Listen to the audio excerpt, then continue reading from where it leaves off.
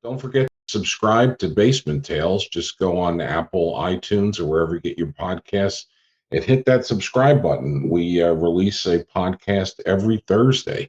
That way you'll be sure not to miss an episode.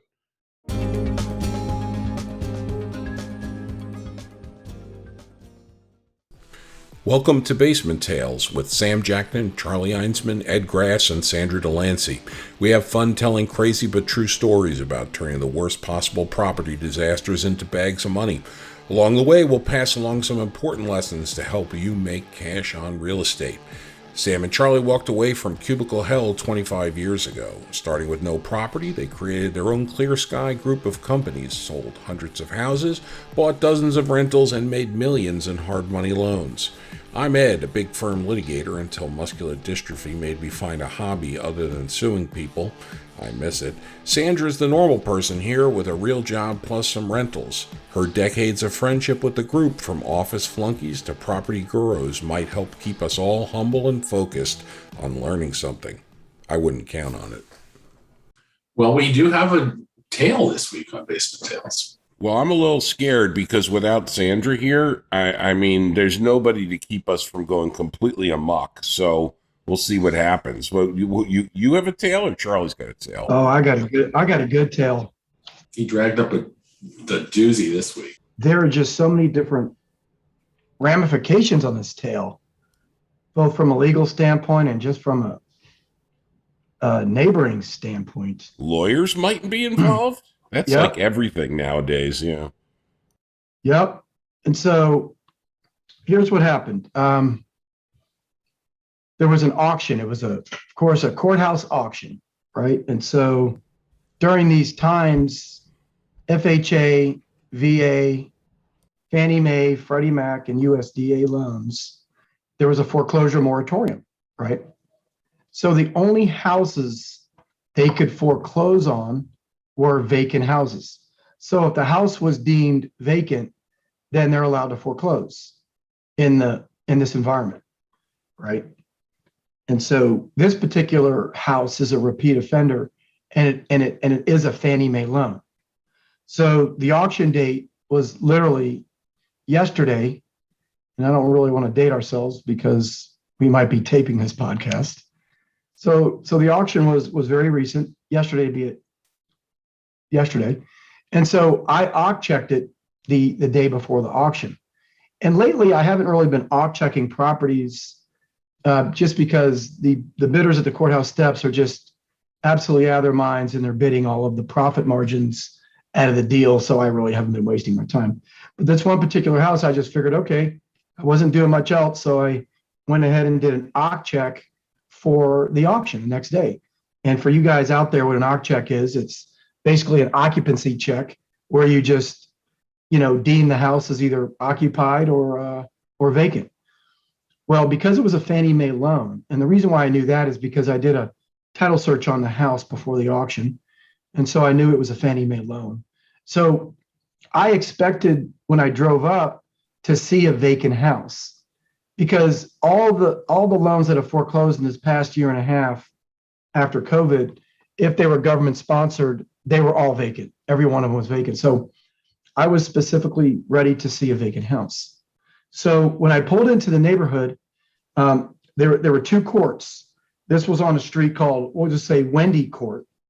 And there was another one called Crocus Lane. And Wendy Court came off of Crocus Lane, but in all actuality, Crocus Lane was kind of a court too. So both these courts intersected. And so when I showed up, I saw a vacant house. The address was 15802. I saw a vacant house with an unfinished construction project with nobody working. And it was a corner lot. So I said, okay, well, that's got to be the house that I'm looking for, because it's definitely vacant and it's got an unfinished construction project and nobody's working. So I said that must be the house that was getting foreclosed on the next day. And the mailbox was actually on the same street of the house that was going to auction. So I get up to the house, it was vacant, and it had been tagged with a property preservation company, and it also had been rekeyed. I said, no problem. This is the house, it's vacant, no big deal. So as I was getting ready to leave the house, I looked across the street and I saw another house with the same exact address, 15802. And so then I was like, well, wait a minute. This is a corner house that I just went to that was vacant. The house across the street that's on Wendy Court, 15802, is totally occupied. There's no doubt about it. It's occupied to the gills. And so I then said, wait a minute. The one across the street is actually the subject house because the next door neighbor was 158. It was 15800, 15802, which was the subject, 15804, 15806. So I knew the one across the street was actually the subject house. But the one that I had originally looked at that was vacant had the mailbox on the same street, even though the house that had the mailbox on the same street was in fact another street because the house was a corner lot that was vacant. So then it came to my surprise, and I'll get into this part later. Then what I did is I walked to the subject property that was occupied. And so I noticed the garage was open. There was a camper in the driveway. There was a truck in the driveway. There was a car or two in front of the house. It was definitely occupied. So the garage was open and there was music playing. So I stepped into the garage and there was a guy in the garage and he goes, "Get out of my garage. Do not take one more step into my garage." So I was like, okay. So I took one step out. I said, I'm coming, I introduced myself. I gave him a card, a nice little old guy. He was probably 64 years old, comes out of the garage. And then we started talking. He was the nicest guy in the world. He started talking. So I said to him, I said, "Do you know anything about the house across the street?" Because I really didn't let him know why I was really there. I wanted to start the conversation going. And so he goes, "Yeah, this house was bought about a year and a half ago. These guys have been working on it for the last year. They come once a month and they stay for 24 hours. They work on it and then they leave. And they've been doing this for the last 14 months or whatever the hell he said." I said, "Okay, no problem." I said, "Oh, by the way," I said, "do you know anything about your house?" I said, "Because there is a foreclosure sale scheduled for your house tomorrow." And he looked at me and he said, "I have no idea. I didn't know my house was going to foreclosure." He goes, "All I know is that my loan has changed hands a couple times and I was making payments via ACH for the last couple of years. He goes, I bought this house 20 years ago. I know nothing about a foreclosure." So I said to him, I said, "You had better figure this out quick." I said, "Because your house is getting foreclosed on tomorrow at 2:00.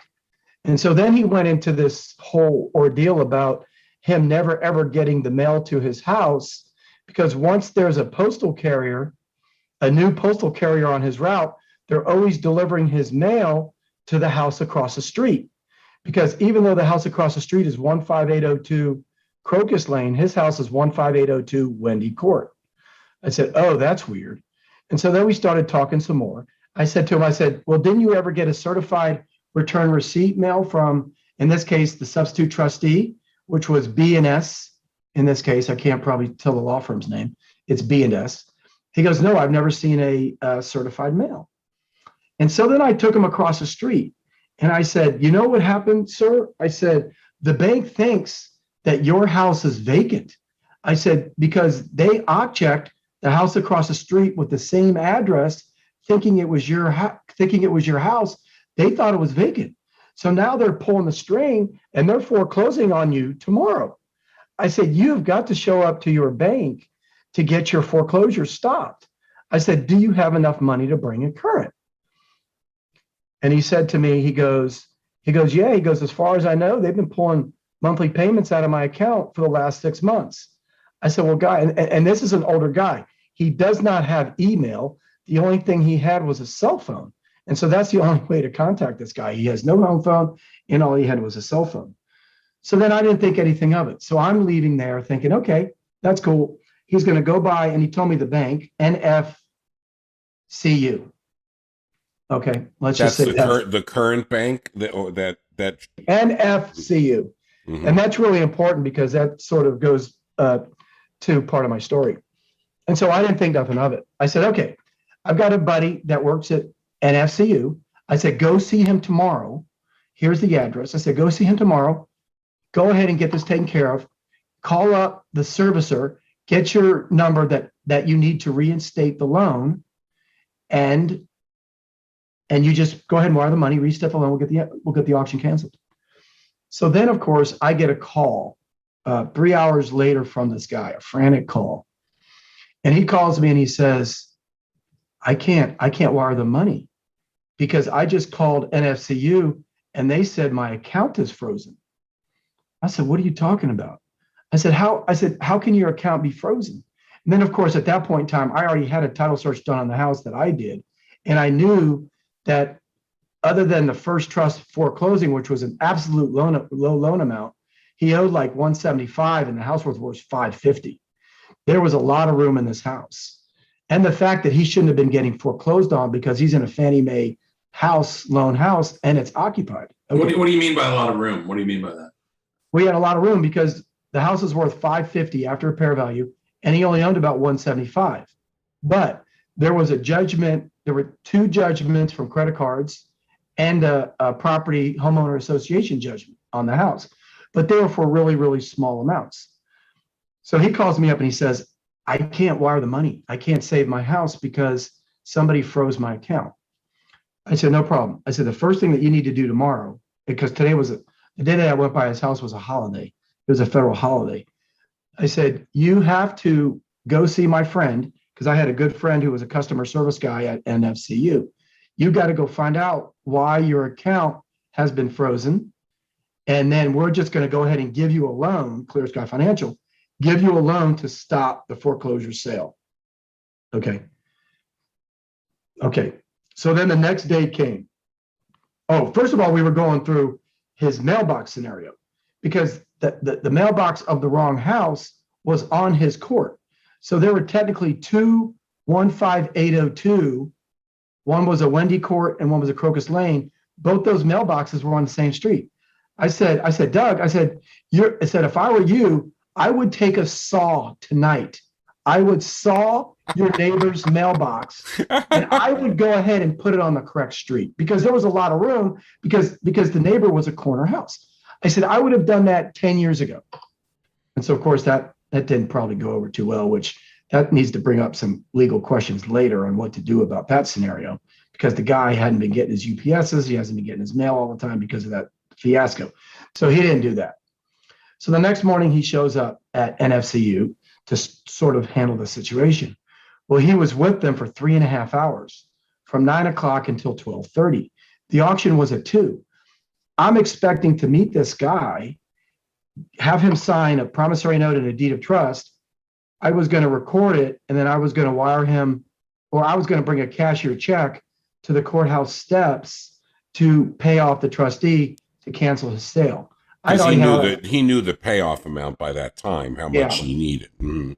Yeah, he sent me the payoff. Plus, I had a lawyer that owed me a favor that was working for B&S trustees, which obviously B&S is just initials for the purposes of this story. So he had the payoff through the servicer, which was PHH, and then I had the payoff through the attorney. So our payoffs matched. Well, I didn't hear from the guy until about 12 o'clock. And a lot of times in these kind of situations, these guys just go dark. But to have them go dark the day of the auction, after I was sort of helping him out, was kind of weird. So then finally at about 12:30, he calls me up and told me exactly what happened. And he thanked me profusely because my friend at NFCU helped him out. He unfroze his account. And the reason why his account was frozen was because of an identity theft. So this was back in 3 weeks prior that he was a victim of an identity theft, right? Identity theft. And so he didn't realize it. He didn't know his account was frozen. It was frozen for like 3 weeks. So then they must have sent all the notice letters to the wrong mailbox about the account being frozen. Right. Yeah. So then I was like, so then my friend unfroze his account. He then opened up another account. So now he owed like $19,900. but all he had in his account was 13,500. I'm just making up numbers, but he was short about 6,400 bucks. So then what my friend did, and I don't know how he ever did this. My friend opened up a $10,000 signature line of credit, which I don't know how they would have gotten that, because the guy had definitely two creditors that had judgments on file with the courthouse. So he got him a $10,000 credit line, right? I mean, my friend might have co-signed for him. I don't even know. This is something that he would have done. So then he dropped a 10,000 into his account, giving him 23,000. So then the guy wired 19,900 to the servicer. Auction canceled. Wow. So do you think was this one of these scenarios where he was paying the old lender before the loan got moved and they weren't forwarding the money, so that he really was like, he may actually be current or close to current once they figure out what happened, right? Right. That's one scenario, because one of the things I had to explain to him, because he kept saying, yeah, my mortgage kept getting transferred every 6 months or every year or whatever. I'm thinking, okay. I said, number one, when a mortgage gets transferred, two things have to happen. There has to be a goodbye letter from the exiting company, and there has to be a introductory letter from the new servicer or the new mortgage company. I said, did you get any of that stuff? And so, of course, he has no idea what I'm talking about. The answer, of course, is no. Supposedly the mail is going across the street, right? But who knows if he's telling the truth or not. But yeah, so I think that scenario happened. I think two scenarios happened. I think your scenario happened for sure. And the second scenario that happened was that when the bank, when somebody did an occ check on the wrong house, they declared it back to the bank that the house was vacant.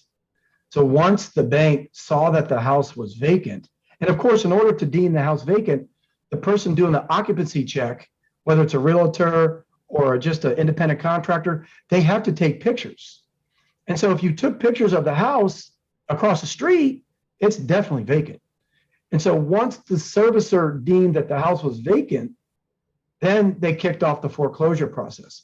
So I think this guy he had two different problems.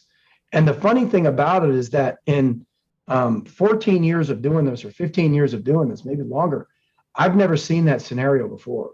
The scenario where there's two identical addresses within literally a stone's throw of each other, and one of them is on another street, and the other one was on the one street, but the mailboxes were on the exact same street. What was the physical distance between the mailbox? Like 10 yards, 100 yards? How far were literally across a neighborhood residential street. Oh, so however many cars, let's say you could fit 4 cars side by side, and that's the size of the street. So what is that? 20 yards, 10 yards, 20 yards? Yeah, not more than that. Not more than that. Yeah. Wow. And of course the mailboxes are in a residential area where they're on wooden posts. And that's why I told him, I said, look, I'm not kidding. I said, you think I'm kidding? I would saw that mailbox and I would do it tonight. You're talking to the same guy that exchanges dumpsters with their neighbors when mine gets dirty.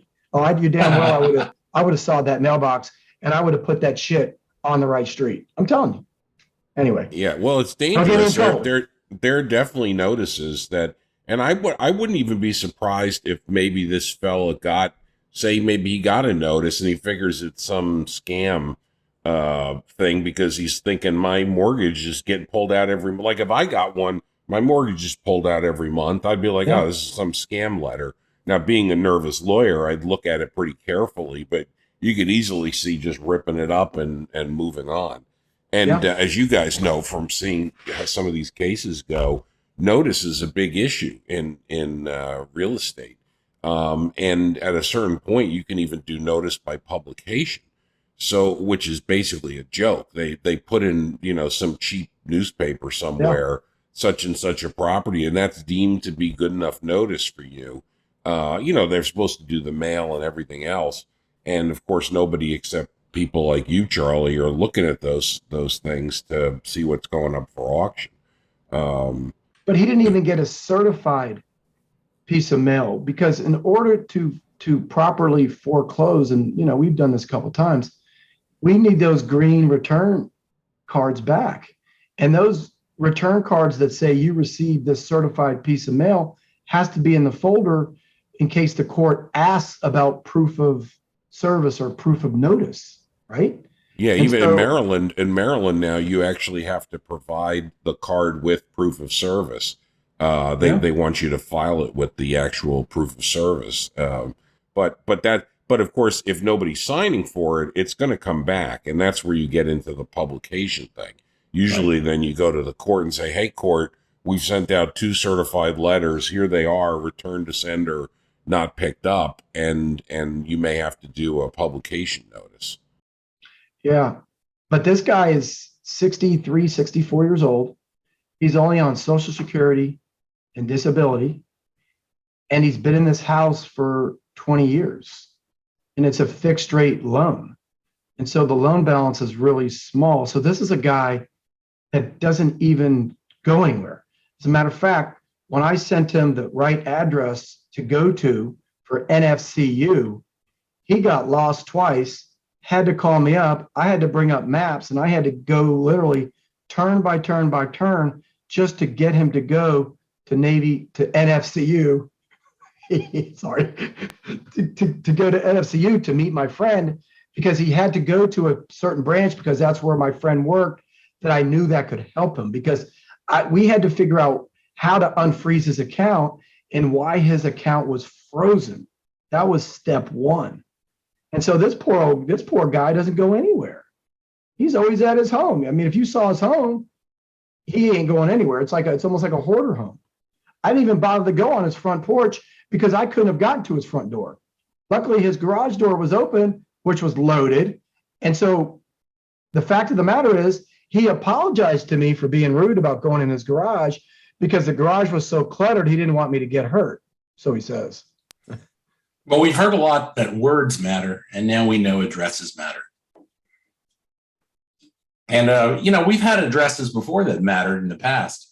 When we were selling REO properties, we had about 300 listings. We had a guy who go out, his name we'll just say is G, and he went out and he would put those lockboxes pretty much on anybody's house. We got some pretty angry calls when signs went up in people's yards with a lockbox on their front door when it wasn't their home. So G wasn't the most effective at address location. We used to say he would go to either 1400 Pennsylvania Avenue and put the lockbox on the door, or to the Washington Monument and put the lockbox on the door. But he did what he could do. Yeah, addresses matter. They do matter. And we had a story. I had a story about 6-7 years ago at the courthouse steps. And I do have to caveat it. My friend, a good friend of mine, he actually has died since then. But he bought a house, and we told him it was vacant at the auction, because we're just being nice, me and Kurt. So his initials were KM. And so he bought a property. It was in Westridge in Virginia, Lake Ridge area. And so he bought a house, and we kind of told him it was vacant because we all lock checked and it was vacant.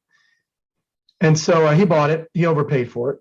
The next day there was more auctions, and he came to the auction, and we were there. So he comes up to me and Kurt, and he goes, "I thought you guys told me the house I bought yesterday was vacant." He goes, "I had it rekeyed, but I rekeyed a house that was occupied." So we said, I've heard that will irritate a person. We are 100% sure it was vacant. He had rekeyed the wrong house. And so the owners were absolutely livid, and they filed a court case against him for a B&E. Really? Because he rekeyed the wrong house, because addresses matter. Wow. That you'd think somebody would. I mean, I'd be irritated too. I don't think I'd swear at a criminal complaint. Oh, I guess if you're locked out of your house, that could be a little bit upsetting. Wow. Yeah. Wow. Well, another week of Basement Tales goes by, and now we know addresses matter. So if you like what you've heard today, subscribe, like us, and we'll look forward to seeing you again.